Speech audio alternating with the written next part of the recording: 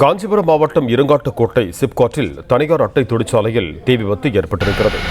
இதுகுறித்த கூடுதல் விவரங்களோடு இணைகிறார் எமது செய்தியாளர் ஸ்ரீராம். வணக்கம் ஸ்ரீராம், உங்களிடம் இருக்கும் தகவல்களை சொல்லுங்க.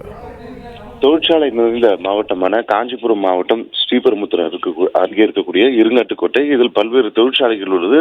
இந்த பல்வேறு தொழிற்சாலைகளுக்கு அந்த உற்பத்தி செய்யக்கூடிய பொருட்களுக்கு அட்டை தயாரிக்கும் தொழிற்சாலை இயங்கி வருது. DGI இந்த தொழிற்சாலை பல ஆண்டுகளாக இயங்கி வருகிறது.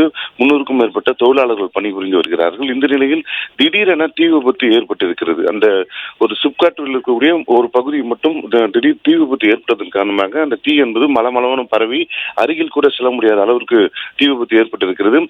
இருங்காட்டுக்கோட்டை, அதே போன்று வரகடம், ஸ்ரீபெரும்புத்தூர் 3 பகுதிகளிலிருந்து தீயணைப்பு வாகனங்கள் வரவேற்கப்பட்டு தீயை அணைக்கும் பணியில் ஈடுபட்டு வருகிறார்கள்.